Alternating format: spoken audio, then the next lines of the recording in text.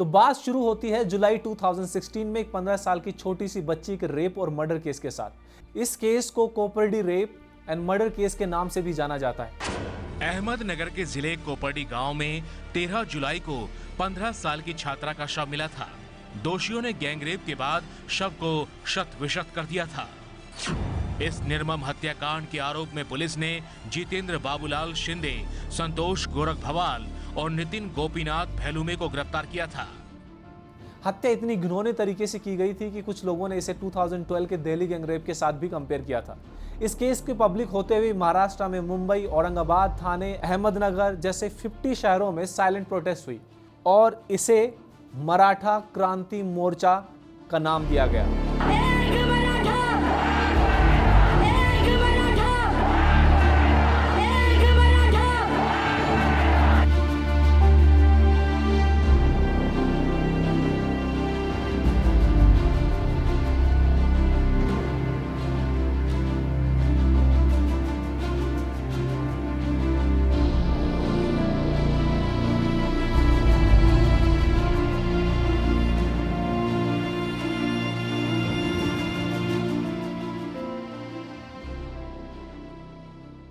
भारी संख्या में लोगों ने आवाज उठाना शुरू की, जिसकी वजह से केस फास्ट ट्रैक पर आया और उज्जवल निकम, जो कि हाई प्रोफाइल केसेस में पाए गए थे, उनको as a public prosecutor appoint किया गया। उस समय जहां रैलीज और प्रोटेस्ट 15 साल की बच्ची के रेप और मर्डर से शुरू हुई थी, वहीं प्रोटेस्टर की मांग कुछ और बढ़ी। पहला यह कि बच्चे की तीनों हत्यारों को कड़ी से कड़ी सजा मिलनी चाहिए ताकि उस बच्ची को इंसाफ मिल सके। दूसरा, schedule caste and schedule tribes SC और ST एक्ट में अमेंडमेंट किया जाए। ये डिमांड इसलिए थी क्योंकि तीनों आरोपी दलित थे। और तीसरी मांग ये थी कि मराठास को स्टेट रन एजुकेशन इंस्टीट्यूशन और गवर्नमेंट जॉब्स में कोटा मिलना चाहिए। तीनों हत्यारों को फांसी की सजा सुनाई गई। SC और ST एक्ट में अमेंडमेंट तो नहीं हुए, पर मराठास को स्पेशल कोटा जरूर मिल गया। SEBC socially and educationally backward classes act 2018 को देवेंद्र फडणवीस की सरकार द्वारा महाराष्ट्र में इंप्लीमेंट किया गया था। इस एक्ट के तहत जो मराठा पॉपुलेशन कम्युनिटी है, महाराष्ट्र में उनको 16% का रिजर्वेशन दिया गया था। इसी एक्ट को सुप्रीम कोर्ट ने पिछले महीने रद्द कर दिया, जिसको लेकर फिर से कुछ दिनों से आरक्षण चल रहे हैं। आइए थोड़ा आप जानते हैं कि सुप्रीम कोर्ट का जजमेंट क्या था। सुप्रीम कोर्ट ने कई बातें कही, जो कि मैं आपको एक एक करके बताऊंगा। पहले तो ये कहा कि 1992 के इंदिरा साहनी केस के जजमेंट को रिविजिट करने की कोई जरूरत नहीं है। इस 1992 के जजमेंट में ये कहा गया था कि रिजर्वेशन 50% से ज़्यादा एक्सीड नहीं करना चाहिए, यानी कि जनरल पब्लिक को एटलीस्ट 50% राइट्स तो मिलने चाहिए। इसी को लेकर महाराष्ट्र स्टेट गवर्नमेंट बोल रही थी कि हमें इसको रिविजिट करना चाहिए, यानी कि 50% से ज़्यादा होना चाहिए। दूसरा ये कि जो 50% की लिमिट को एक्सीड करता है इंदिरा साहनी केसेस में, उसे आर्टिकल 14 और आर्टिकल 15 का वायलेशन भी होता है। मैं आपको आर्टिकल 14 और 15 में थोड़ा सा समझा देता हूँ। आर्टिकल 14 कहता है कि हर कोई इक्वल है कानून के सामने, और आर्टिकल 15 प्रोहिबिट करता है कि किसी भी सिटीजन को on the grounds of religion, race, caste, sex और प्लेस ऑफ बर्थ के साथ कंपैरिजन किया जाए या डिस्क्रिमिनेशन किया जाए। तो ये रिजर्वेशन आर्टिकल 14 और 15 का वायलेशन था। तीसरा ये कहना था कि सुप्रीम कोर्ट का ऐसा कोई एक्स्ट्रा ऑर्डिनरी सर्कमस्टांसेस नहीं है जिसकी वजह से हमें मराठा कम्युनिटी को एक्स्ट्रा रिजर्वेशन देना चाहिए। इनको रिजर्वेशन तब शायद दे सकते हैं जब कोई बहुत ज्यादा एक्सेप्शनल सर्कमस्टांसेस होते, जैसे कि अगर मराठा कम्युनिटी बहुत ज्यादा पीछे हो गई होती तो शायद तब ये बात समझ में आती है, लेकिन यहां पर ऐसी कोई जरूरत नहीं है, इसलिए इसे रद्द कर दिया गया है। मैं एक बात और बता दूं कि महाराष्ट्र गवर्नमेंट ने एक बैकवर्ड कमीशन रखा था जिसका नाम था गायकवाड़ कमीशन। इसी कमीशन के तहत महाराष्ट्र गवर्नमेंट कह रही थी कि वो मराठा कम्युनिटी को रिजर्वेशन देना चाहती है 16% का, पर सुप्रीम कोर्ट ने कहा कि जो गायकवाड़ कमीशन ने जो रिपोर्ट सबमिट की थी उसमें ऐसा कुछ भी मेंशन नहीं है जो कि प्रूव करता हो कि एक एक्स्ट्रा ऑर्डिनरी सिचुएशन है जिसकी वजह से हमें मराठा कम्युनिटी को socially and economically backward class में बोलना चाहिए। पर यह केस सुप्रीम कोर्ट में कैसे पहुंचा? अब जाहिर सी बात है कि अगर सुप्रीम कोर्ट तक ये मुद्दा पहुंचा है तो मतलब हाई कोर्ट में भी ये जरूर पहुंचा होगा। तो सबसे पहले इसे बॉम्बे हाई कोर्ट में ही चैलेंज किया गया था। बॉम्बे हाई कोर्ट ने जून 2019 में इसे अपहेल्ड किया था और कहा था कि 16% कोटा है, उससे कम करें 12 से 13% तक कर देना चाहिए। बॉम्बे हाई कोर्ट के इस डिसीजन को लेकर सुप्रीम कोर्ट में चैलेंज किया गया था। अब आइए मैं आपको थोड़ा सा बता दूं कि महाराष्ट्र में ऑलरेडी कितने रिजर्वेशन चल रहे हैं। इसके लिए आप ये चार्ट देखिए जो कि आपकी स्क्रीन पर दिख रहा है। तो किस इस तरह से डिवाइडेड है महाराष्ट्र में रिजर्वेशन। 13% SC, 7% ST, 19% OBC और बाकी सबको ऐड किया जाए तो ऑलरेडी ये 52% पर है। इसके अलावा अभी 10% और चल रहा है इकोनॉमिकली बैकवर्ड क्लास का, जिससे ये परसेंटेज पहुंच जाता है 62%। और इसमें अगर 16% ऐड करें जैसा कि महाराष्ट्र गवर्नमेंट चाहती है तो ये पहुंच जाएगा 78%, विच इज स्टूपिड। और अगर बॉम्बे हाईकोर्ट के हिसाब से चलते हैं तो 12 से 13% की बात करें तो भी ये 74 से 75% पहुंच जाता है।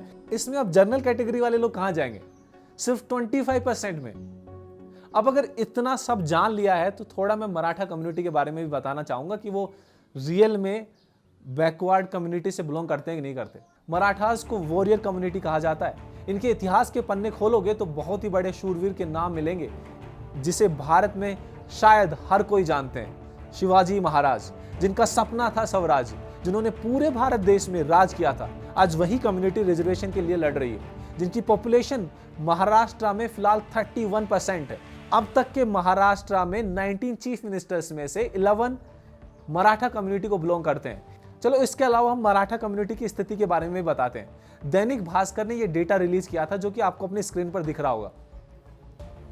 इसके अकॉर्डिंग 60% मराठा गांव में सरपंच, 2 लाख मराठा गवर्नमेंट जॉब्स में, 80% किसान मराठा हैं, 42,000 पुलिस विभाग में कार्यरत हैं, 1144 मंत्रालय में कार्यरत मराठा कम्युनिटी को ही बिलोंग करते हैं। इससे ये तो साफ हो जाता है कि ये कम्युनिटी मेजोरिटी होल्डिंग रखती है मेजरली सारी गवर्नमेंट जॉब्स में।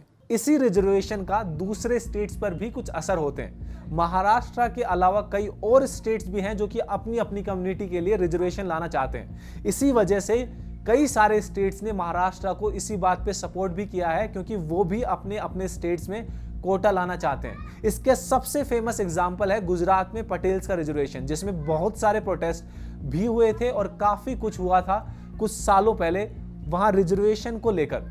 इसके अलावा हरियाणा में जाट के रिजर्वेशन, आंध्र प्रदेश में कपूश की रिजर्वेशन और भी कई स्टेट हैं जिनके रिजर्वेशन को लेकर इश्यूज चलते रहते हैं।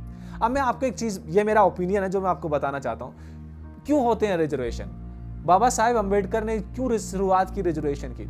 आज रिजर्वेशन इतने बढ़ चुके हैं, जनरल कैटेगरी वाले लोग माइनॉरिटीज में आ चुके हैं। आज इंडिया के ऑलमोस्ट हर स्टेट में 50% से ज्यादा रिजर्वेशन हो गया है। गवर्नमेंट सेक्टर में आज किसी भी गवर्नमेंट कॉलेज में एडमिशन लेना है तो जनरल वालों के लिए लिटरली काफी मुश्किल है।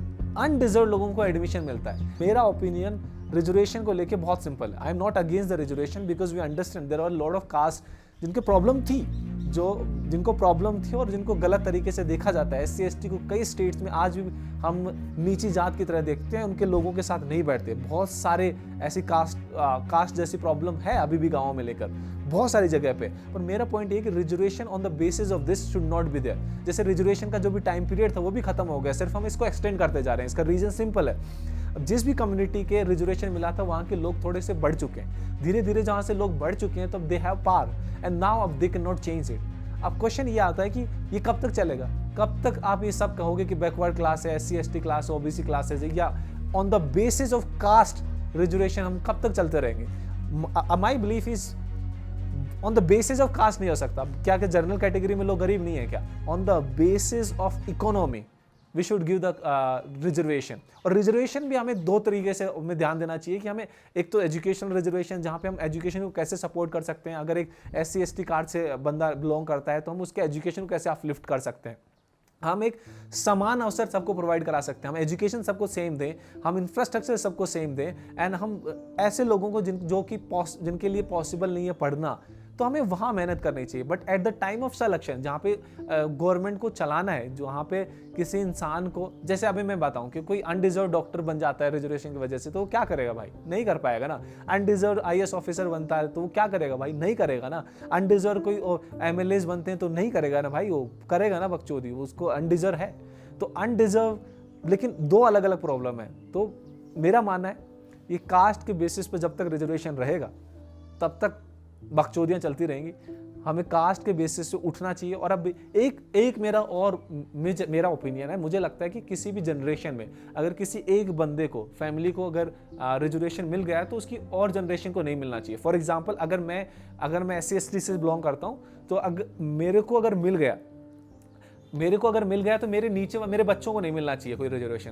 तो मेरे को मिल गया, मेरे पास अपॉर्चुनिटी थी, मैं नौकरी लग गया, मान लो मैं रिजर्वेशन की वजह से नौकरी लग गई, तो अब मेरे बच्चों को मिलने की जरूरत नहीं, क्योंकि now I can uplift my generation. Second, on the basis of economy reservation होना चाहिए। अब ऐसे तो हर एक कम्युनिटी आ जाएगी खड़े होकर कि भाई मेरे को रिजर्वेशन दो, मेरे को रिजर्वेशन दो। अब यार 2021 चल रहा है, अभी हम गुलामी से काफ़ी आगे आ चुके हैं। अब क्वेश्चन आता है कि हम कैसी चीज़ों को चेंज करें। अब पॉलिटिशियंस नहीं करेंगे चेंज, क्योंकि पॉलिटिशियन का क्या है कि सिंपल फंडा है कि भाई उनको मतलब गट्स, अब पॉलिटिशियंस में इतना गट्स नहीं है। गट्स क्यों नहीं है? क्योंकि ये डेमोक्रेसी है। डेमोक्रेसी में प्रॉब्लम ये है कि अब मुझे हर किसी को लुभाना पड़ता है। मतलब एक कास्ट अगर मैंने उसका छीन लिया तो मेरे वोट बैंक खत्म हो जाएंगे। तो किसी भी गूदा नहीं है किसी भी पार्टी में ये करने का कि आप हटाओ और on the basis of economy आप रिजर्वेशन दो। तो ये चलता रहेगा। एक टाइम तो आएगा दोस्त जब हमें खड़ा होना पड़ेगा इसके अगेंस्ट। जितने भी पढ़े लिखे लोग हैं वो तो थोड़ा दिमाग लगाएं यार। मैं अंडरस्टैंड कि अगर आपको रिजर्वेशन नहीं मिला, किसी दूसरे को रिजर्वेशन मिला, तो आपको भी लगता है कि यार हमें भी रिजर्वेशन होना चाहिए। But that is not an right way to approach this problem, because वो तो सेम है ना कि तुमने भी बना लिया, तुमने भी नहीं किया। इसका राइट अप्रोच है कि सबको हटाओ ना, इकोनॉमी के बेसिस पे दो, कास्ट के बेसिस पे होना ही नहीं चाहिए। अगर आप मेरी बात पे बिलीव करते हो तो बताओ, और नहीं बिलीव करते हो तो कमेंट सेक्शन में बताओ और शेयर करो। अगर आपको इस बात पे आपको लग रहा है कि यार जेन्युइन पॉइंट है और आपको लगता है इससे कोई फायदा हुआ है आपको, तो आप प्लीज़ इसको शेयर कीजिए। Thank you so much. जय हिंद, जय भारत।